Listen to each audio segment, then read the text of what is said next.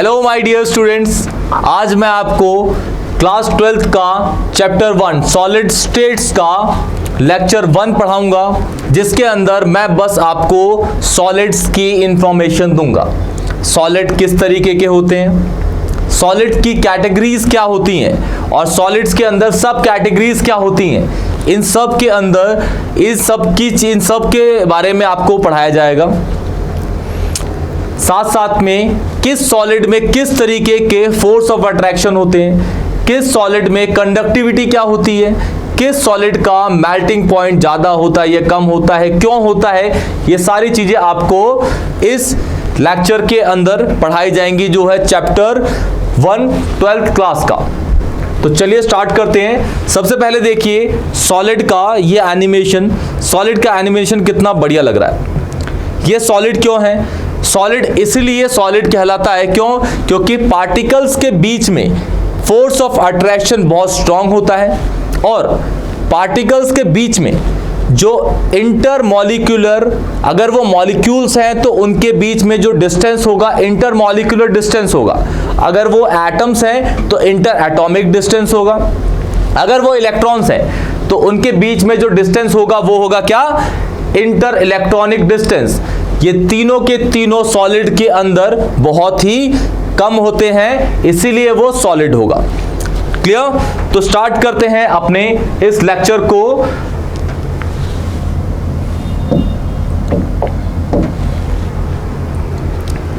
Solid state, this is solid state.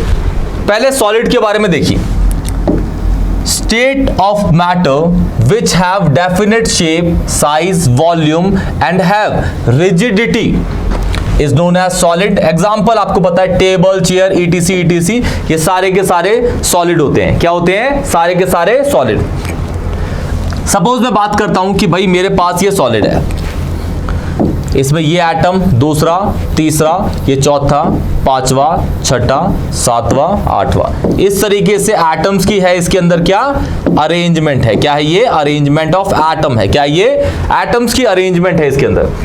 अब इस atom और इस एटम के बीच में जो डिस्टेंस है वो डिस्टेंस ही नहीं है। इसका मतलब क्या है? ये एक दूसरे से जुड़ा हुआ है तो मतलब क्या? इसके बीच में जो फोर्स ऑफ अट्रैक्शन है वो है स्ट्रॉन्ग। क्या है? स्ट्रॉन्ग फोर्स ऑफ अट्रैक्शन है। सेम हियर, यहाँ पे डिस्टेंस नहीं है, फोर्स ऑफ अट्रैक्शन स्ट्रॉन्ग है। सेम हर जगह पे फोर्स ऑफ अट्रैक्शन क्या होगी? स्ट्रॉन्ग। अब फोर्स ऑफ अट्रैक्शन स्ट्रॉन्ग होगा तो ये नॉन कंप्रेसिबल होगा और रिजिड तो होगा ही होगा, ठोस होगा। बिल्कुल, ये क्या होगा? ठोस होगा। क्लियर? तो इस चैप्टर के अंदर आपको पढ़ना है सॉलिड्स के बारे में। अच्छा, एक और चीज, 11th क्लास में जो चैप्टर 5 था आपका स्टेट्स ऑफ मैटर, उसके बारे में आपने पढ़ा था। उसके अंदर दो आपने स्टेट्स पढ़े, लिक्विड एंड गैस। थर्ड जो है आपका सॉलिड, जो वहां 11th क्लास में नहीं था, वो आपको यहां डाल दिया गया है चैप्टर 1 के अंदर। तो स्टेट्स ऑफ मैटर में आपने क्या पढ़ा था 11th क्लास में? गैस और लिक्विड के बारे में, गैस एंड लिक्विड के बारे में। इस चैप्टर के अंदर आप पढ़ेंगे पूरा का पूरा सॉलिड का पोर्शन। क्लियर? तो आपने देखा कि सॉलिड किस किस तरीके से होते हैं, किस तरीके का सॉलिड होता है। आप प्रॉपर्टीज ऑफ सॉलिड देखते हैं। पहली प्रॉपर्टी क्या है? They have definite shape, size and volume, जो ऊपर लिखा हुआ है। Clear? They have strong force of attraction between the molecules, they have less intermolecular space, या फिर इंटरमॉलिक्यूलर डिस्टेंस उनके बीच में होता ही नहीं है मॉलिक्यूल्स के बीच में, इसीलिए वो सॉलिड है। क्या है? वो सॉलिड होता है। They have rigidity due to maximum intermolecular force of attraction. वो रिजिड किस लिए होता है, ठोस किस लिए है? क्योंकि वो कंप्रेस नहीं होगा, आप प्रेशर लगाइए वो दबेगा नहीं। क्यों? क्योंकि उसके बीच में जो फोर्स ऑफ अट्रैक्शन है वो है क्या? स्ट्रॉन्ग फोर्स ऑफ अट्रैक्शन है।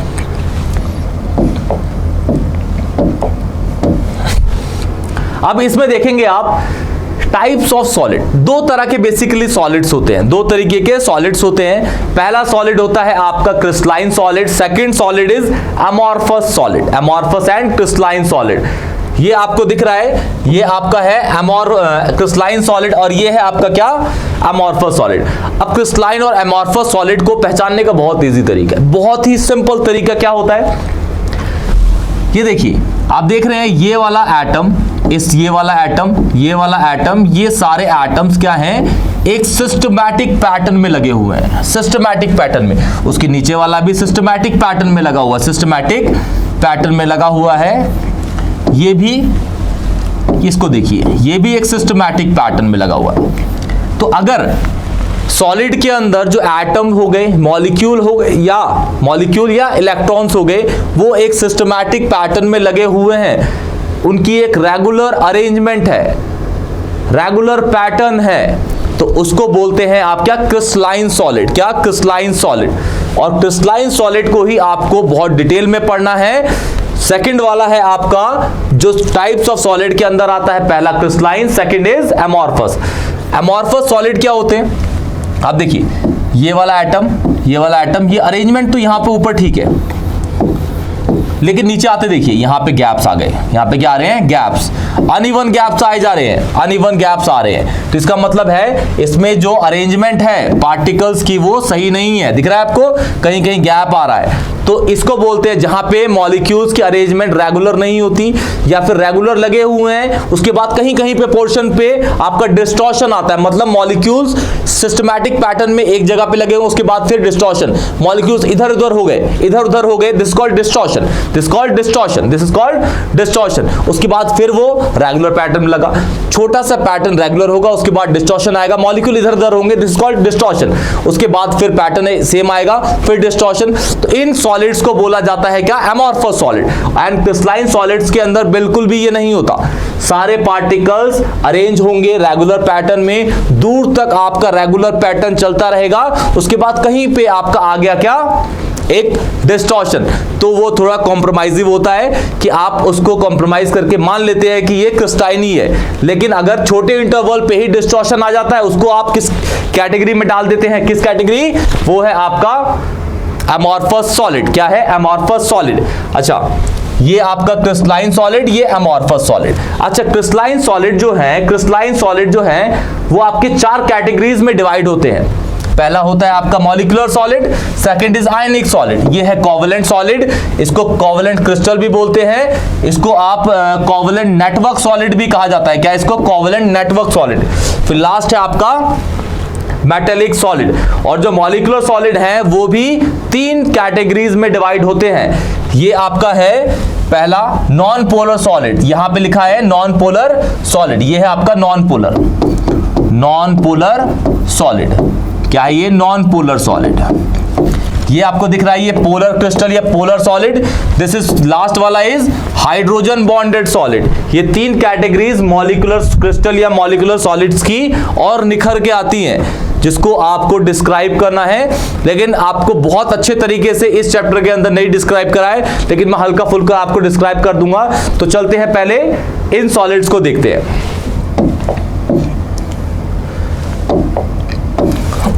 अच्छा, इसका भी एक बहुत अच्छा एग्जांपल है एमॉर्फस, जो हम डेली लाइफ में भुट्टे होते हैं, उसमें कॉर्न्स के जो कॉर्न्स हैं, उनको किस किस तरीके से यहाँ पे अरेंजमेंट मिली हुई है नेचुरली, उसको दिखा रखा है यहाँ पे। आप देख रहे हैं इसके अंदर देखिए कि एक बिल्कुल सेट पैटर्न है, सेट पैटर्न है, सेट पैटर्न है, सेट पैटर्न है, सेट पैटर्न। तो ये किस कैटेगरी में आ रहा है, क्रिस्टलाइन के में। और इसमें देखिए ये कहीं पे सिस्टमैटिक है ही नहीं, सिस्टमैटिक है ही नहीं, तो ये किस कैटेगरी में आया, एमॉर्फस में। अच्छा, आपने देखे होंगे किसी किसी के जो दांत होते हैं वो बिल्कुल साफ होते हैं, बिल्कुल एक रेगुलर अरेंजमेंट में लगे होते हैं, किसी किसी के उबड़ खाबड़। तो आप एग्जांपल समझे कि अगर रेगुलर अरेंजमेंट में अगर दांत लगे हुए हैं तो वो क्या है, आपके क्रिस्टलाइन तरीके से हैं। अगर वो कहीं पे डिसऑर्डर है, कहीं ऊपर नीचे आगे पीछे, तो वो किस कैटेगरी में आता है, एमॉर्फस सॉलिड या एमॉर्फस क्रिस्टल की कैटेगरी में आता है। वो क्या, क्रिस्टल की। तो ये आप समझ गए कि जो सॉलिड है 2 भागों में बटे, एक है आपका एमॉर्फस, एक है क्रिस्टलाइन। क्रिस्टलाइन में 4 कैटेगरीज हैं, molecular, ionic, metallic and covalent वाला। फिर मॉलिक्यूलर के अंदर 3 कैटेगरीज है, non polar, polar and hydrogen bonded, hydrogen bonded. अब हम आगे देखते हैं, पहले क्रिस्टलाइन सॉलिड देखते हैं। ये है आपका क्रिस्टलाइन सॉलिड। दो solid which has regular arrangement of particle for a long range, दूर तक जाएगा एक पैटर्न, उसके बाद कहीं पे आ गया आपका क्या डिस्टॉर्शन, कहीं पे आ गया आपका डिस्टॉर्शन, दूर दूर तक पैटर्न में चला, उसके बाद कहीं पे आ गया आपका क्या डिस्टॉर्शन, तो उसे बोलते हैं आप क्या क्रिस्टलाइन सॉलिड, और are known as crystalline solid. Example ice gold platinum, ice gold platinum, ice gold platinum. इसके अंदर ना, इस चैप्टर के अंदर आपको कोई भी आप टर्म पढ़ रहे हैं उसके अंदर आपको एग्जाम्पल तो कंपलसरी है। अगर आप बोर्ड के एग्जाम देने जाते हैं, प्री बोर्ड के टर्म 1 के टर्म 2 कोई भी है आपको एग्जाम्पल कॉम्प्लीमेंट्री डालना पड़ता है। क्या डालना पड़ता है? कॉम्प्लीमेंट्री। जैसे आप किसी रेस्टोरेंट जाते हैं तो प्याज, सैलड्स, ये सारी चीजें, कुछ कुछ सूप, कॉर्न सूप, ये कुछ कुछ कॉम्प्लीमेंट्री आप मांगते हैं, सेम वो फ्री ऑफ कॉस्ट होता है। ऐसे ही आपको इसके अंदर भी फ्री ऑफ कॉस्ट एग्जांपल देने पड़ेंगे कॉम्प्लीमेंट्री बेसिस पे। क्लियर? कॉम्प्लीमेंट्री बेसिस पे। तो हम अब बढ़ते हैं अब नेक्स्ट स्लाइड पे। ये देखिए क्रिस्टलाइन सॉलिड किस तरीके से दिख रहा है आपको? बिल्कुल क्या अरेंजमेंट है इसकी, क्या खतरनाक अरेंजमेंट है इसकी।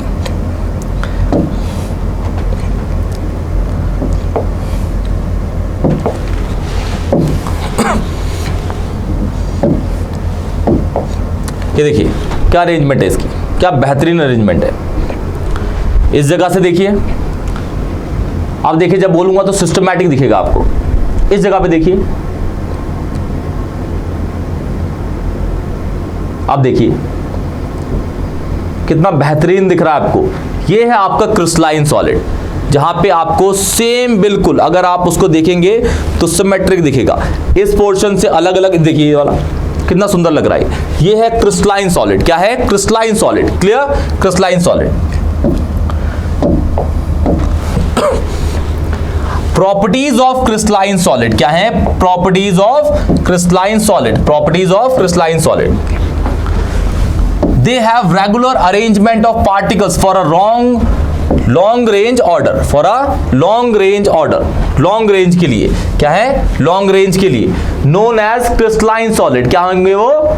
क्रिस्टलाइन सॉलिड कहलाएंगे। They have smooth surface, they have smooth surface, they have smooth surface, they have what? Smooth surface, they have smooth surface when cut with the sharp tool. अगर आप उसको काटेंगे किसी शार्प टूल से तो वो specific आपको क्या देगा? सरफेस प्रोवाइड करेगा, स्मूथ बिल्कुल। फिर they have fixed enthalpy of fusion and vaporisation, enthalpy of fusion and enthalpy of vaporisation उसका क्या होगा? बिल्कुल फिक्स होगा, एक्यूरेट पाया जाएगा, एक्यूरेट पाया जाएगा। क्लियर? फ्यूजन आपको पता है, फ्यूजन इज जुड़ना, फ्यूजन इज टूटना, फ्यूजन इज जुड़ना, फ्यूजन जुड़ना, फ्यूजन जुड़ना। Clear? They have sharp MP and BP, उसका melting point and boiling point क्या होता है? बिल्कुल शार्प होता है। They are anisotropic in nature, ये क्या होते हैं? एन आइसोट्रोपिक होते हैं नेचर के अंदर, एन आइसोट्रोपिक नेचर के अंदर। They are true solids, they are what? True solid. क्या होते हैं ये? ट्रू सॉलिड होते हैं। क्या? True solid. क्लियर? तो ये प्रॉपर्टीज हैं क्रिस्टलाइन सॉलिड की। क्लियर? ओके, क्रिस्टलाइन सॉलिड की और कैटेगरीज दिखाते हैं इसमें, जिसके अंदर metallic, molecular, ionic and covalent होंगे। देखिए क्रिस्टलाइन सॉलिड, पहला मॉलिक्यूलर सॉलिड, दूसरा आयोनिक, तीसरा मेटेलिक सॉलिड, फिर है आपका कोवलेंट सॉलिड। उसके बाद मॉलिक्यूलर सॉलिड में कैटेगरीज देखिए। मॉलिक्यूलर सॉलिड में पहला है, मॉलिक्यूलर सॉलिड में नॉन पोलर, फिर है आपका क्या? पोलर सॉलिड, फिर है आपका क्या? Hydrogen bonded solid. क्या है?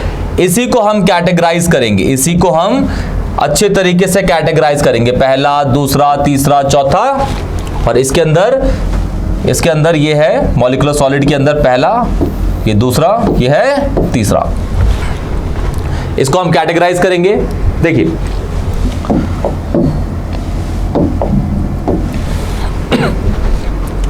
पहला है मॉलिक्यूलर सॉलिड। क्या है? Molecular solid. मॉलिक्यूलर सॉलिड क्या होते हैं? A molecular solid is a composed of molecule held together by van der Waals forces. आपको पता है जो वैन डर वाल फोर्सेस होती हैं वो वीक फोर्स ऑफ अट्रैक्शन है। क्या है? वीक फोर्स ऑफ अट्रैक्शन है। It is its property dictated by the weak nature of these intermolecular forces. Molecular solids are soft, often volatile, have low MP temperature, low melting temperature and are electrically insulator. Electrically क्या होंगे वो? Insulator. अब देखिए ये किस तरीके से बेहतरीन दिखेगा आपको। देखिए ये आपका है मॉलिक्यूलर सॉलिड। क्या है ये? Molecular solid. ये मॉलिक्यूल्स हैं, ये मॉलिक्यूल्स इसमें अरेंज हो रखे हैं, ये मॉलिक्यूल्स इसमें अरेंज हो रखे हैं, ये आपके हिल रहे हैं। रीजन ये है कि फोर्स ऑफ अट्रैक्शन इसमें है थोड़ा वीक। कौन सा वाला होता है मॉलिक्यूलर सॉलिड में? Week van der Waals forces. Week van der वाल, अगर मॉलिक्यूल्स के बीच में जो फोर्स ऑफ अट्रैक्शन है वो वीक होगा तो ऑब्वियस है उसको आप अगर हीट करेंगे तो वो भाप बन के उड़ जाएगा। कैसे बन जाएगा? भाप बन के उड़ जाएगा। क्या बन जाएगा? भाप बन के। अच्छा एक और चीज है, फोर्स ऑफ अट्रैक्शन अगर उसमें वीक है, भाप बन के उड़ जाएगा वो, और साथ में उसकी इलेक्ट्रिकल कंडक्टिविटी क्या होगी? वो होगी लो। लो मतलब इंसुलेटर होगा वो। क्या होगा? इंसुलेटर। यही आपको इसके अंदर बता रखा है। इसके एग्जाम्पल होंगे आपके क्या? SiO2। SiO2 इसका एग्जाम्पल है, बहुत बेहतरीन सा। SiO2 इसका एग्जाम्पल है। क्या है? SiO2। SiO2 इसका बहुत अच्छा एग्जाम्पल है। फोर्स ऑफ अट्रैक्शन क्या होगी इसके अंदर? वीक होगी। क्या होगी? फोर्स ऑफ अट्रैक्शन वीक होगी इसके अंदर। मॉलिक्यूलर डिस्टेंस तो होगा ही कम, लेकिन फोर्स ऑफ अट्रैक्शन भी इसमें क्या होगी? वीक होगी। क्लियर? मेल्टिंग पॉइंट क्या होगा इसका? लो। और इलेक्ट्रिकली क्या होगा? इंसुलेटर। इंसुलेटर क्या होगा? इंसुलेटर। तो आपको इसके अंदर क्या क्या चीजें ध्यान रखनी है भाई? इसके अंदर आपको ये पता है कि जो डिस्टेंस होगा मॉलिक्यूल्स के बीच में वो तो होगा कम, क्योंकि ये सॉलिड है। दूसरी चीज आपको याद रखनी है कि इसके अंदर जो फोर्स लग रहा है वो है week van der Waals forces. Week van der वाल फोर्स। वीक वैन डर वाल फोर्स। ठीक है। दूसरा इसका जो एमपी होगा वो होगा लो। लो एमपी। ये होगा इंसुलेटर। क्या होगा? इंसुलेटर। क्या होगा? इंसुलेटर। क्लियर? इंसुलेटर। ये आपका मॉलिक्यूलर सॉलिड है, इस तरीके से दिखता है।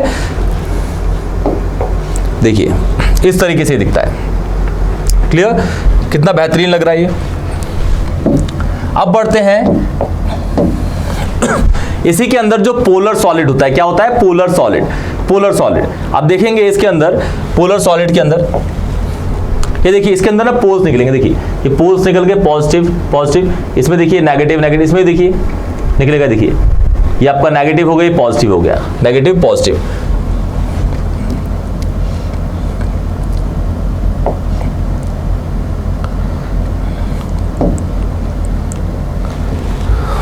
देखिए अब आप यहां देख रहे हैं ये वाला, ये पोलर सॉलिड है। तो पोलर सॉलिड में क्या होते हैं?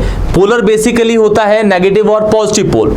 और नेगेटिव और पॉजिटिव पोल कैसे जनरेट होते हैं? आपके जनरेट होते हैं जैसे सपोज मेरे पास HCl है, Cl की इलेक्ट्रोनेगेटिविटी ज्यादा है, H की कम है, तो ये इलेक्ट्रॉन इस साइड खींच लेगा, यहां पे आएगा पार्शियल नेगेटिव, यहां आएगा पार्शियल पॉजिटिव। क्लियर? तो इसी तरीके से इसमें पोल जनरेट हो जाते हैं। ये है CH4 का मॉलिक्यूल, ये है आपका HCl का molecule. This is carbon dioxide का। C और H में C की इलेक्ट्रोनेगेटिविटी ज्यादा होती है, H और Cl में Cl की ज्यादा होती है, इसलिए Cl पे होगा नेगेटिव चार्ज।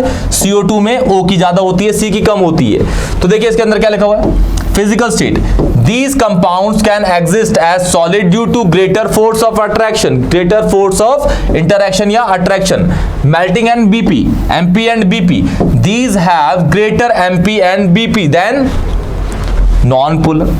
क्योंकि नॉन पोलर में, नॉन पोलर जो सॉलिड होगा इसके बाद जो आएंगे आपके नॉन पोलर सॉलिड्स के अंदर पोल्स होते ही नहीं है, नेगेटिव पॉजिटिव पोल है ही नहीं, तो उसमें अट्रैक्शन कम होगा, तो उनका बीपी जो होगा, एमपी होगा, वो क्या होगा?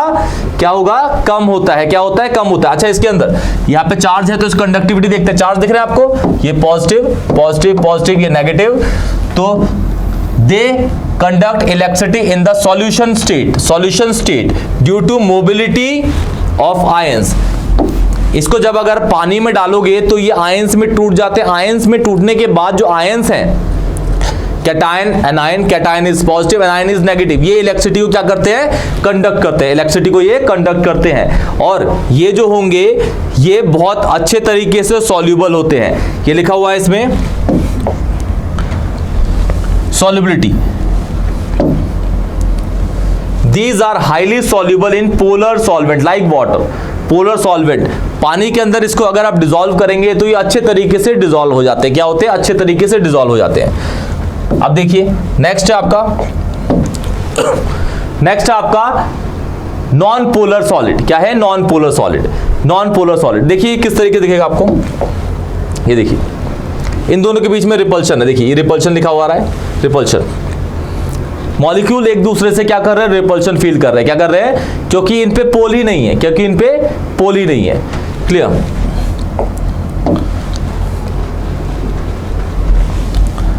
Physical state, these are mainly existing as gas and less existence as liquid। ये गैस के रूप में ज्यादा पाए जाते हैं, लिक्विड में कम पाए जाते हैं। Nature, these are very soft in nature, obvious है। इसमें जो नॉन पोलर होंगे वो क्या होंगे, सॉफ्ट होंगे नेचर में। क्यों, सॉफ्ट होंगे नेचर में। फिर solubility, these are insoluble in water or less soluble in water but these are more soluble in non-polar solvent like CCl4, carbon tetrachloride, CHCl3, chloroform, ETC।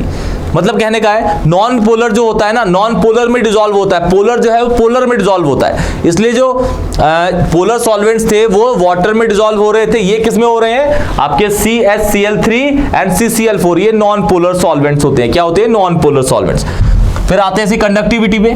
Conductive, these are insulator since they have no chargeable particle. अगर इन पे कोई chargeable particle नहीं होगा तो ये insulator होंगे। अगर इस पे चार्ज जनरेट हो गया, अगर इस पे चार्ज जनरेट हो गया तो ये बन जाएगा क्या, पोलर। क्या बन जाएगा, पोलर। और ये इलेक्ट्रिसिटी को कंडक्ट करने लगेगा। अब आते हैं इसकी बीपी पे। BP and MP, since they do not have any interaction or polarity they have low BP and MP। melting on boiling points का क्या होता है, कम होता है। melting and boiling points का होता है क्या, कम। फिर आता है इसमें dipole moment, since the bond is no more polar they have zero dipole moment। ये कंपाउंड पोलर ही नहीं है तो इस पे डाइपोल मोमेंट होगा ही नहीं, क्योंकि इलेक्ट्रोनेगेटिविटी दो एलिमेंट्स के बीच में होगी कम, तो इसमें पोल ही जनरेट नहीं होगा, नेगेटिव या पॉजिटिव, तो इसकी डाइपोल मोमेंट क्या होगी, जीरो। क्या होगी, जीरो। क्लियर। ये देखिए हाइड्रोजन बॉन्डेड सॉलिड। आपको हाइड्रोजन बॉन्डिंग पता है। हाइड्रोजन बॉन्डिंग क्या होती है, हाइड्रोजन बॉन्डिंग हाइड्रोजन करता है। हाइड्रोजन बॉन्डिंग कौन करता है, हाइड्रोजन। हाइड्रोजन बॉन्डिंग हाइड्रोजन करता है। बस तीन ही ऐसे एलिमेंट है जिनके साथ वो हाइड्रोजन बॉन्ड करता है, वो है fluorine, oxygen and nitrogen. Reason behind it, reason ये है पहला कि पूरे मॉडर्न पीरियोडिक टेबल में फ्लोरीन, ऑक्सीजन एंड नाइट्रोजन सबसे ज्यादा इलेक्ट्रोनेगेटिव एलिमेंट है। उसके बाद साथ साथ में इनका साइज भी क्या होता है, छोटा होता है। इसलिए तीनों फ्लोरीन, ऑक्सीजन और नाइट्रोजन हाइड्रोजन के साथ हाइड्रोजन बॉन्ड फॉर्म करते हैं, जो कि स्ट्रॉन्ग फोर्स ऑफ अट्रैक्शन होता है। तो इनका बीपी क्या होगा, थोड़ा ज्यादा होगा। क्या होगा, थोड़ा ज्यादा होगा। तो देखिए ये देखिए आपको दिख रहा है, इधर से ये आया, इधर से आया, इसका वो लेके निकल गया, ये हाइड्रोजन बॉन्ड कर गया। क्या कर गया, हाइड्रोजन बॉन्ड क्या कर गया। अब देखिए ये जो है हाइड्रोजन है, ये आपका लाल वाला जो है ये F है या फिर O या फिर N, FO या N, FO या N, इसको ये चिपका के निकल गया। ये क्या फॉर्म कर गया, हाइड्रोजन बॉन्ड को ये फॉर्म कर गया, हाइड्रोजन बॉन्ड को ये फॉर्म कर गया। स्ट्रक्चर के देखिए कितना अच्छा है, एनिमेशन कितना बढ़िया लग रहा है आपको। अब देखिए hydrogen bonding is an electrostatic dipole to dipole contact between molecule that share certain covalent bonding characteristics. क्या कैरेक्टरिस्टिक्स, जैसे आपका सपोज कहता हूं, देखिए ध्यान से, ये सपोज आपका हो गया क्या, ये H हो गया, ये H हो गया, ये O हो गया, मान लेता हूं ये वाला है H, ये हो गया O, ये हो गया क्या, H। सामने क्या था, ये S था, ये O था, और यहाँ पे क्या था, ये वाली चीज ही यहाँ पे लगी हुई थी। अब ये O और इसने इसको खींच के ये बना दिया, दिख रहा है, तो ये बन गया। ये कौन सा बॉन्ड फॉर्म कर गया, हाइड्रोजन बॉन्ड। क्यों, क्योंकि हाइड्रोजन बॉन्ड फॉर्म होता है, हाइड्रोजन ही फॉर्म करता है कितने एलिमेंट्स के साथ, वो पहला पॉसिबिलिटी है उसकी फ्लोरीन के साथ, दूसरी ऑक्सीजन के साथ, तीसरी है नाइट्रोजन। तो इसको इस तरीके से पढ़ते हैं फोन, FON, फ्लोरीन, ऑक्सीजन और नाइट्रोजन के साथ ही हाइड्रोजन बॉन्ड फॉर्म करता है। क्लियर। तो इस तरीके के जो सॉलिड्स बनते हैं वो क्या होते हैं आपके, hydrogen bonded solid, hydrogen bonded solid. Clear.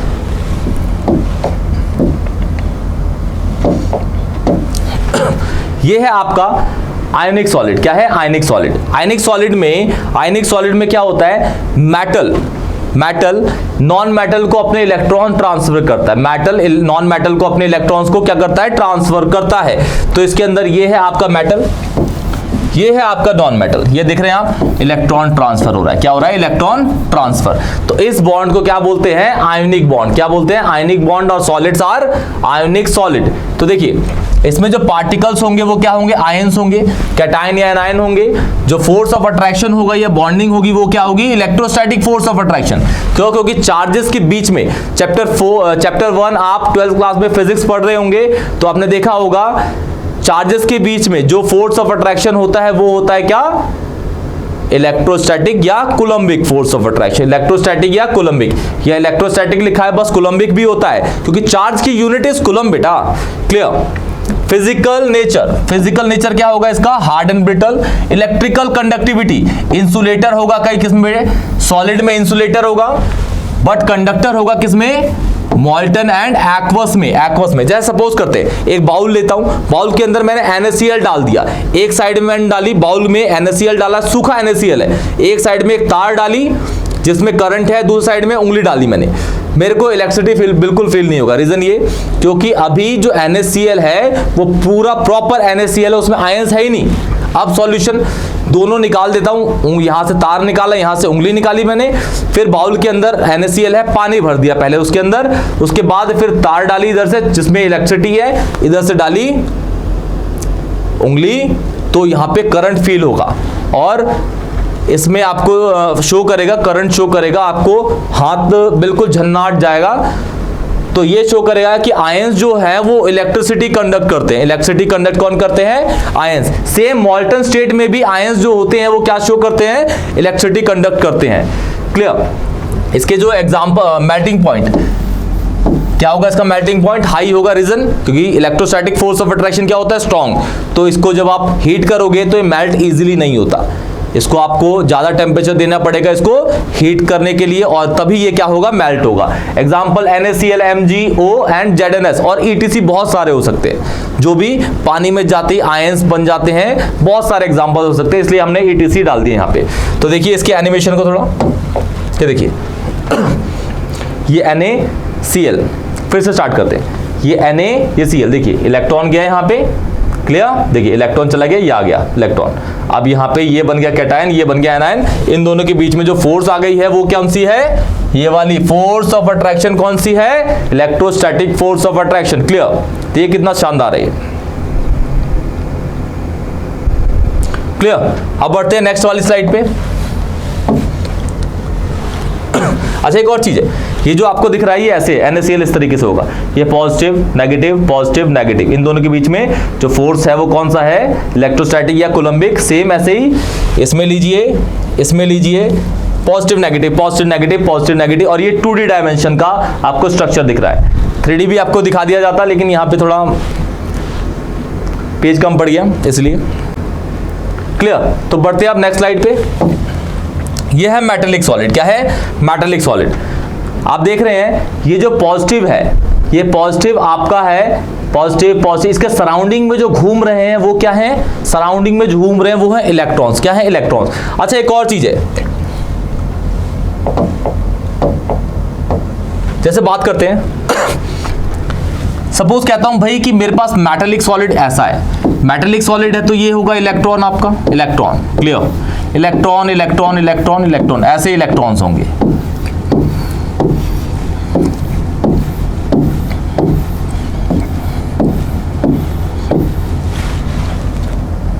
Electrons, ये सारे इलेक्ट्रॉन्स। अच्छा, इलेक्ट्रॉन पे जो चार्ज होता है वो होता है नेगेटिव। तो अब बताओ भाई कि ये जो इलेक्ट्रॉन है ये आसपास में क्यों चिपके हैं? यहाँ पे तो रिपल्शन होना चाहिए, क्या होना चाहिए? रिपल्शन। क्या होना चाहिए? रिपल्शन।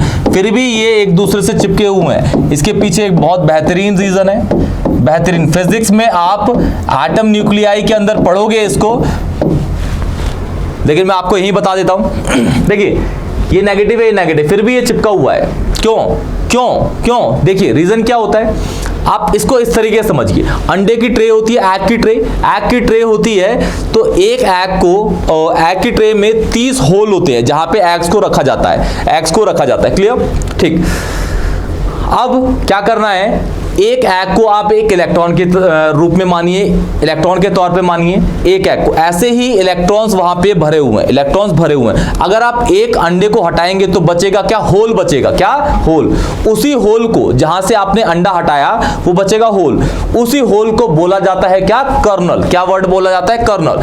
उसी कर्नल पे, कर्नल एक इमेजिनरी वर्ड है, उसको बोला जाता है कर्नल इज पॉजिटिव चार्ज, जहां पे वो इलेक्ट्रॉन नेगेटिव होके बैठा हुआ है, बैठा हुआ है। क्योंकि कर्नल है पॉजिटिव, इलेक्ट्रॉन है नेगेटिव। ये अब यहां पे बैठा हुआ है अंडा, ये होल, ये यहां पे बैठा हुआ है। क्लियर? तो कर्नल को बोला जाता है कि वो एक पॉजिटिव चार्ज है जो कहां पाया जाता है? अगर आप इलेक्ट्रॉन को हटाएंगे तो नीचे एक होल मिलेगा, क्योंकि आपका इलेक्ट्रॉन जो है वो स्फेरिकल इन नेचर, हटाएंगे तो एक होल मिलेगा ही। उस होल को बोलते हैं क्या? कर्नल। क्या बोलते हैं? कर्नल।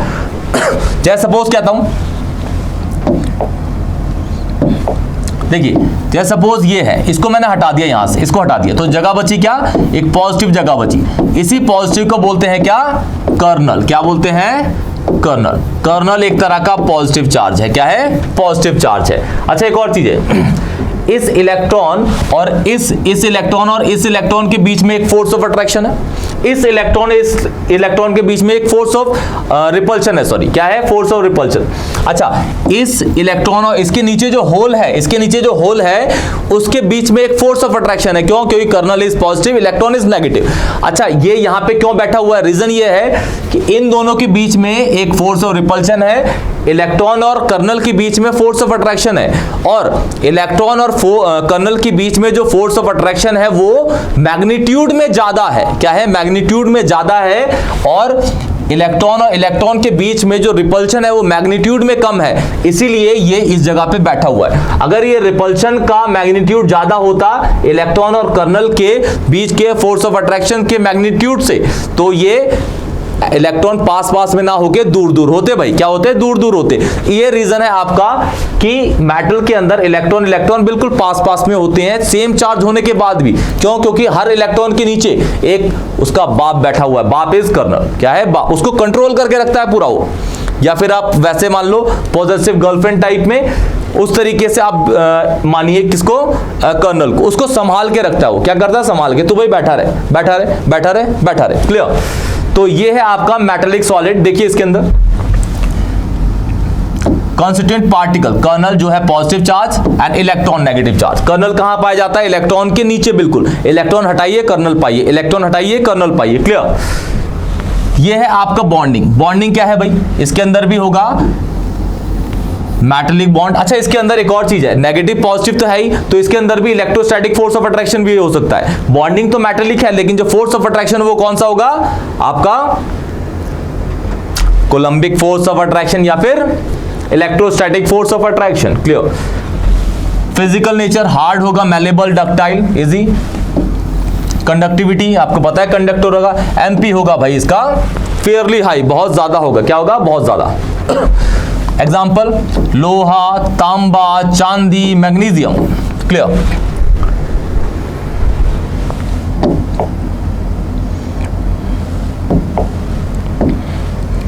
ये आपका मेटालिक सॉलिड हो गया। एक बार देख लीजिए कितना बढ़िया है। ये जो पोर्शन है आपका क्या है? कर्नल है। ये इलेक्ट्रॉन रिवॉल्व कर रहे हैं साइड में, उसको घेर के रखा हुआ है उसने, बिल्कुल घेर के रखा हुआ है। ये पॉजिटिव इज कर्नल, ये पॉजिटिव वाला, पॉजिटिवली जो चार्ज है वो क्या है? कर्नल है। और जो इलेक्ट्रॉन के क्लाउड दिख रहे हैं नेगेटिवली चार्ज, उसके साइड में घूमे जा रहे हैं। कर्नल काफी में बहुत स्ट्रॉन्ग चार्ज वाला होता है, बहुत स्ट्रॉन्ग चार्ज वाला, इसलिए होल्ड करके रखता है वो। क्लियर? अब बढ़ते हैं नेक्स्ट वाले पे, कोवैलेंट सॉलिड्स। Covalent solid. ये आपको दिख रहा है कोवलेंट सॉलिड में, पहले पढ़ लेते हैं इसको। कांस्टीट्यूएंट पार्टिकल्स क्या होंगे? एटम होंगे। क्या होंगे भाई? एटम। और बॉन्डिंग या force of attraction is covalent bond. Covalent solid है तो फिजिकल नेचर हार्ड होगा। कंडक्टिविटी अगर इलेक्ट्रिकल देखी जाए तो इंसुलेटर होगी भाई। लेकिन इंसुलेटर किस कैटेगरीज में? देखो, अगर आपका मान लेते हैं कि कार्बन की फॉर्म को ही मान लेते हैं, कार्बन में अगर आपका है ग्रेफाइट तो ये कंडक्टर होगा, तो ये क्या होगा? कंडक्टर। अगर ये डायमंड है तो इंसुलेटर। क्लियर? यहां पे लेकिन कोवलेंट को हमने एग्जांपल वाइज नहीं बताया यहां पे अभी यहां तक, तो हमने इसको बस इंसुलेटर माना है। लेकिन अगर ग्रेफाइट होगा तो वो कंडक्टर होगा, डायमंड होगा तो वो आपका इंसुलेटर होगा। क्या होगा? इंसुलेटर। एमपी होगा इसका क्या? Very high. एग्जांपल आपको दिख रहे हैं ये। क्लियर? ये है आपका बकमिस्टर फुलरेंस। ये एलोट्रॉप ऑफ कार्बन आपने पढ़ा होगा। ये आपका कोवलेंट सॉलिड बिल्कुल दिखाता है, कोवलेंट सॉलिड। देखिए